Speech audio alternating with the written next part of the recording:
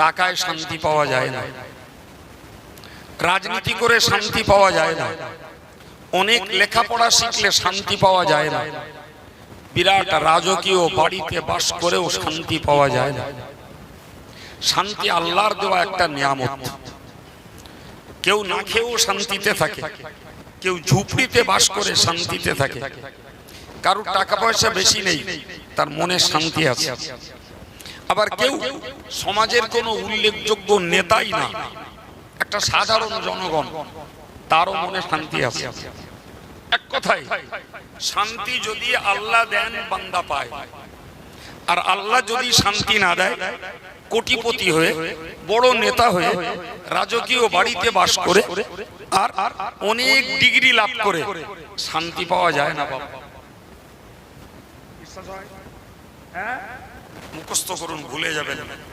আমি যা বলেছি 1 মিনিটের কথা, বহু ভাবনা চিন্তার পর 1 মিনিটের এই কথা। শান্তি টাকায় নাই, শান্তি রাজনীতিতে নাই, শান্তি শিক্ষায় নাই, শান্তি ভালো ভালো বাড়িতে নাই, শান্তি আল্লাহর দেওয়া একটা দান। আল্লাহ যাকে দেন তিনি পান। সুবহানাল্লাহ।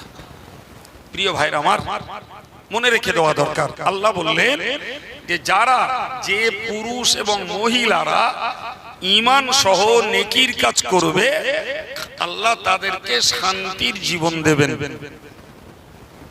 আপনাদের যদি মনে হয় যে যাদের টাকা পয়সা বেশি, যারা বড় বড় নেতা হতা, যাদের বিরাট বিরাট রাজবাড়ি, ওরাই বোধহয় খুব শান্তিতে আছে, ভুল ধারণা ভাই। ধারণা আপনার ঠিক নেই। ওরা সুখী হতে পারে। কি হতে পারে? সুখী। সুখ আর শান্তি দুটো এক জিনিস। খাওয়ার অভাব নেই, পড়ার অভাব নেই, বাড়ি ঘরের অভাব নেই, এরে সুখ বলে। বাবা শান্তি খাওয়ায় না, পড়ায় না, শান্তি কলবের জিনিস। শান্তি মনের একটা তৃপ্তি, মনের একটা আনন্দ। জি ভাই, তার একটা প্রকৃষ্ট প্রমাণ নেন, খুব ভালো করি প্রমাণ নেন ভাই। আষাঢ় মাসে রোজা রাখতে সেহরি থেকে ইফতার পর্যন্ত 15 সাড়ে 15 ঘন্টা সময় কাটাতে হয়, ঠিক না ভুল? আচ্ছা বলেন তো, যে মানুষগুলো হাড় ভাঙা খাটনি কাটে দিনের বেলা, সারাদিন খাওয়া নেই, পানি পান করা নেই, সন্ধ্যাবেলা ইফতার নিয়ে বসেছে, আচ্ছা ওই লোকটার মনে, আপনারাই বলুন, আপনারা রোজাদার মানুষ, দুঃখ বেদনা কষ্ট কিছু আছে মনে হয়? তাহলে সারাদিন খাইনি, পান করিনি, আর ওই রকম কাজ করতে হয়েছে, তারপরেও মনে কষ্ট। বরং ওরকম একটা রোজাদারকে যদি বলা হয় যে তোর আজকে আর রোজা করতে দেব না, ওই রোজা না করতে দিলেই ওর মনে অশান্তি। ওর করতে দেন, ধান কাটান, ধান তোলান, জি ওরে সারাদিন রোদি কাজ করান, তারপরেও ওর মনে শান্তি আছে। সুবহানাল্লাহ বল। তাহলে শান্তি কারে বলে বোঝা যাচ্ছে? একটা লোকের টাকা হয়েছে, একটা লোকের টাকা হয়েছে, তো যার টাকা হয় তার উপরে হজ ফরজ হয়, ঠিক না ভুল? তো এক্ষুনি ধরুন একটা হজ করতে কম বেশি 5 লাখ টাকা খরচ, এ টাকা তার রোজগার করতে হয়নি? এ টাকা সে বড় ব্যবসায়ী হোক, তারপরেও তাকে রোজগার করতে হয়েছে। তো তার কষ্টের রোজগারের 5 লাখ টাকা খরচা করে সে হজ করছে। ভাই আমার কাছে লিখে নেন, ওই লোকটা হজ করার টাকা পয়সা জমা দিয়েছে, ঘটনা চক্রে হজে যাওয়ার আগেই লোকটার এমন একটা দুর্ঘটনা ঘটে গেছে, লোকটার আর হজে যাওয়া হলো না। আপনি কি মনে হয় এই হজ করে 5 লাখ টাকা খরচ হলে ওই লোকটার মনে যে আনন্দ থাকতো, জি টাকা আবার ফেরত পাবে, হজ করতে পারলো না, লোকটার মনে সেই আনন্দ আছে মনে হয়?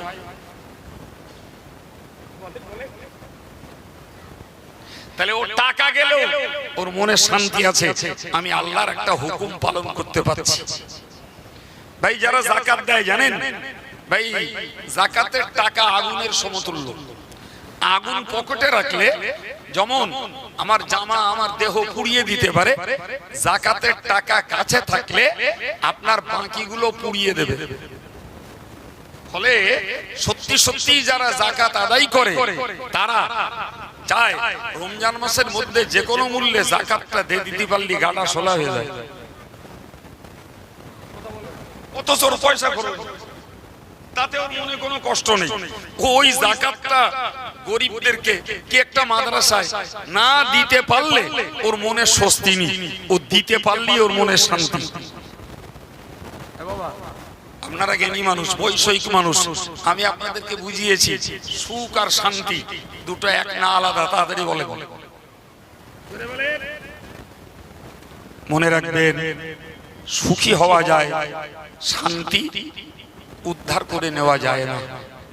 জি, যারা শান্তি পায় তারা সুখী হয়, কিন্তু যারা সুখী হয় তারা সবাই শান্তি পায় না। তার মানে শান্তির মানুষটা শান্তিও পায়, সুখও পায়, আর সুখী মানুষটা সুখ পেতে পারে, শান্তি কপাল থেকে হারিয়ে যেতে পারে। আমার আল্লাহ কি বলেছেন? তোমরা নারী চাও আর পুরুষ ঈমান সহ যদি নেকির কাজ করো তাহলে তোমাদেরকে শান্তির জীবন দেব। আর একটু মহব্বত করে বলে ভাই, শান্তিপ্রিয় মানুষগুলোকে দেখা যায় আর ভাঙা খাটনি খাটে, 300-400 টাকা রোজগার করে, ওটা দিয়েই ডাল শাক ভাত যা পায় তাই খায়, সারা রাত ধরে নাকে তেল মেরে নাক ডাকিয়ে ঘুমায়, সকালবেলা চাঙ্গা হয়ে আবার কাজে বেরিয়ে যায়। কিন্তু জানেন কোটি কোটি টাকার খেলা, সারা রাত ঘুম নাই, 12টা 1টা 2টো 3টে যখনই ডাকা হোক বাবুর ডাকে সাড়া পাওয়া যায়, ট্যাবলেট খেয়ে ঘুম মারে। আপনি বলুন না ওই সুখের কি মূল্য আছে যে সুখে ট্যাবলেট খেয়ে ঘুমোতে হয়? আর এই অভাবে কি কষ্ট আছে যাতে ঠাকটাল যাই খাই পাশ দিয়ে ট্রাক চলে যায়, ঘুম ভাঙে না, সকালবেলা ওঠে তো আবার কাজের জন্য চাঙ্গা। ওই রকম করে করে 40টা বছর কেটে গেল, আজও আলহামদুলিল্লাহ তার মনে কোনো ব্যথা বেদনা দুঃখ কিছুই নাই। বলেন না, যারা ভ্যান চালায় যারা লোড গাড়িগুলো টানলে পাঁজরার হাড় গুনে নেওয়া যায়, পাতলা লোক হলি পেটেল যখন করতে হয়, সারাদিন ওই খাটনি খাটতেছে, যা 2 পয়সা রোজগার হচ্ছে তাতে রাতের বেলা যা পাচ্ছে খাচ্ছে, আর ওই রকম নাকে তেল মেরে ঘুমোচ্ছে, সকালবেলা চাঙ্গা। যে ভ্যান সেই ভ্যান, ওই ভ্যান চালিয়ে 50 বছর কেটে গেল।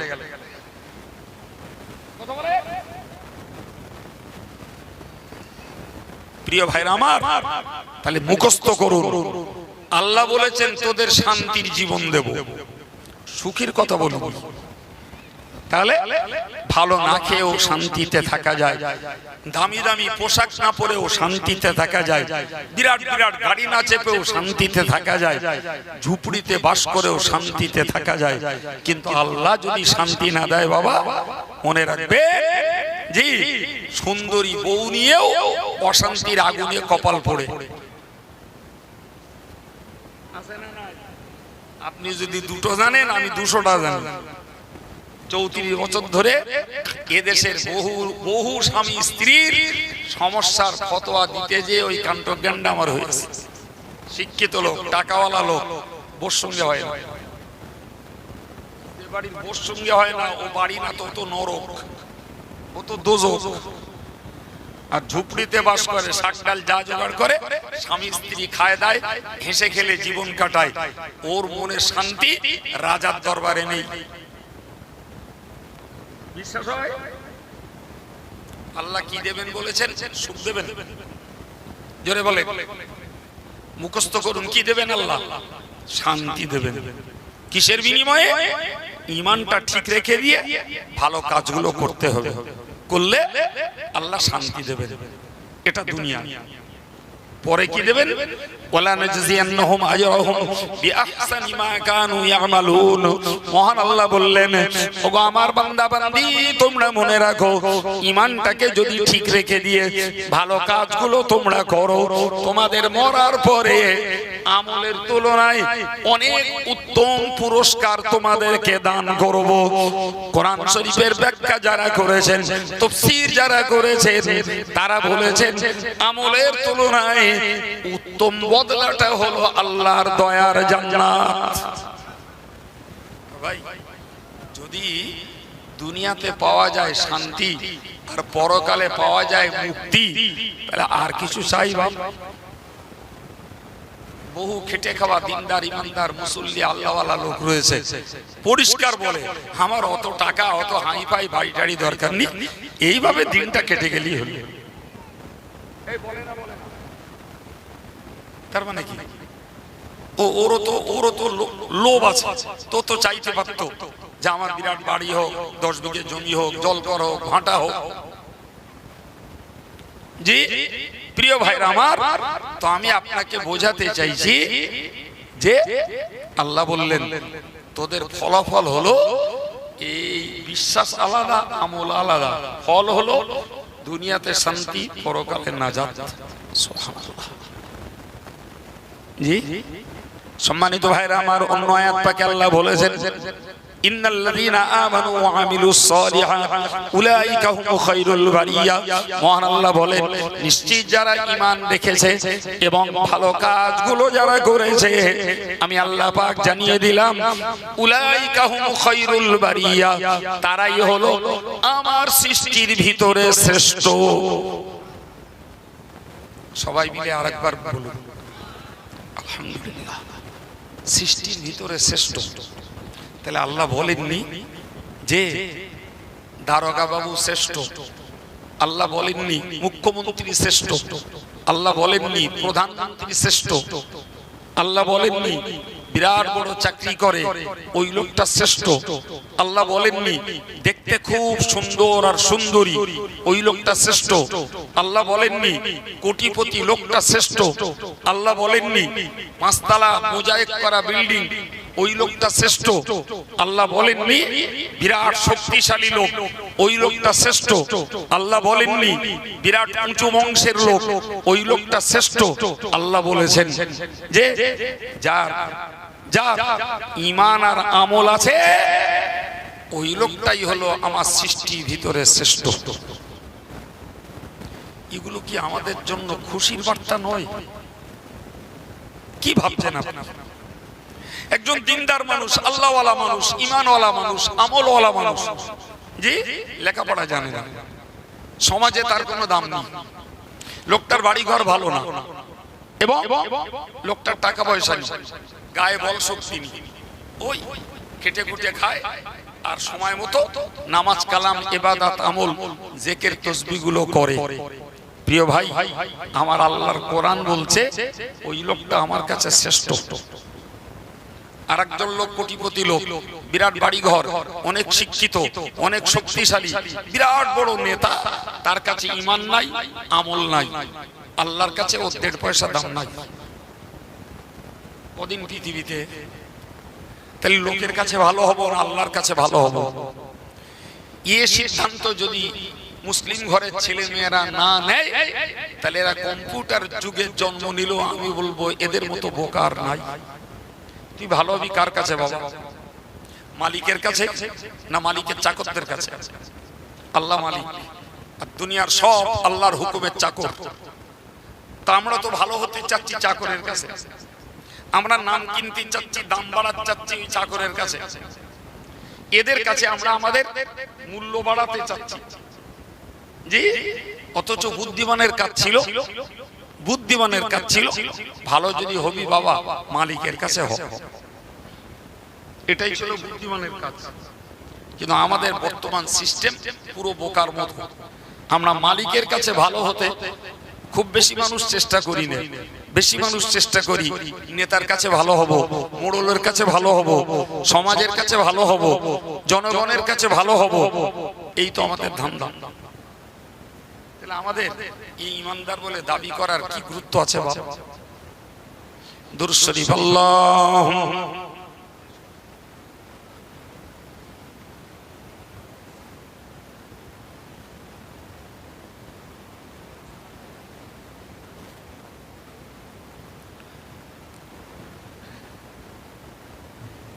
বাবা আমি এতক্ষণ ধরে বকছি, প্রায় 1 ঘন্টা হয়ে গেল, আমার বকা বেকার হচ্ছে বাবা। জি তাহলে কি বললাম, ঈমান এবং আমল যারা ঠিক রেখেছে আল্লাহ বললেন ওরাই আমার সৃষ্টির ভিতরে জোরে বলে শ্রেষ্ঠ। এই পুরস্কার ঈমান আমল ওয়ালার জন্য, বিরাট শিক্ষিতের জন্য, বিরাট টাকাওয়ালার জন্য না বাবা। উল্টোটা শোনেন, উল্টোটা শুনলে আর একটু ব্রেনের জট খুলে যাবে। আমার আল্লাহ কোরআন শরীফে বলেছেন ইন্নাল্লাযীনা কাফারু মিন আহলিল কিতাবি ওয়াল মুশরিকিনা ফি নারি জাহান্নাম খালিদিনা ফিহা উলাইকা হুম শাররুল বারিয়া। আল্লাহ বললেন নিশ্চয়ই যারা কুফরি করে যারা মরবে, যারা কাফের হয়ে মরবে, যারা ঈমান হারিয়ে মরবে, যারা শিরক করে মরবে, আমি আল্লাহ পাক জানিয়ে দিলাম ওই লোকগুলোর প্রথম ঠিকানা হলো জাহান্নাম। দ্বিতীয়ত বললেন খালিদিনা ফিহা, ওই জাহান্নামে তারা থাকবে চিরকাল। 3 নম্বরে বললেন উলাইকা হুম শাররুল বারিয়া, ওরাই হলো আমার সৃষ্টির ভিতরে সবথেকে নিকৃষ্ট। নাউজুবিল্লাহ। তাহলে একটা নিকৃষ্ট আর একটা উৎকৃষ্ট। তাহলে যাদের কাছে ঈমান নাই এই অবস্থায় মরে যাবে, তাদের ঠিকানা কোথায় বলেছি বাবা? জাহান্নাম। থাকবে কতদিন? চিরকাল। আর আল্লাহ বললেন ওরাই হলো আমার সৃষ্টির ভিতরে নিকৃষ্ট। আর যে লোকটার ঈমান আছে, আমল আছে, যে এই লোকটাকে আল্লাহ বললেন আমার সৃষ্টির ভিতরে শ্রেষ্ঠ, উৎকৃষ্ট। সুবহানাল্লাহ। পার্থক্য বোঝা গেল? হ্যাঁ, এখন ধরে নেন কার কথা বলি। যার কথাই বলি কম বলা হবে। জি, তা আপনি ধরে নেন আমেরিকার প্রেসিডেন্ট, তার জ্ঞান, তার শিক্ষা, তার অর্থ, তার চাকরি, তার পদ সারা পৃথিবীতে শ্রেষ্ঠ বলে সাধারণ জনগণ মনে করে।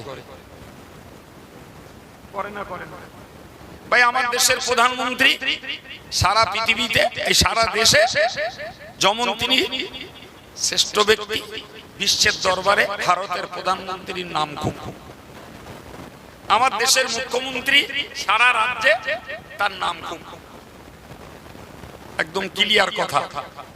এরা ঈমান না নিয়ে মারা যদি যায়, তাহলে এরা মুখ্যমন্ত্রী, প্রধানমন্ত্রী, আমেরিকার প্রেসিডেন্ট, রাষ্ট্রসংঘের নেতা, যেই পারে হোক, আল্লাহর কাছে ওরা কি বাবা? সবাই মিলে একটু বলে।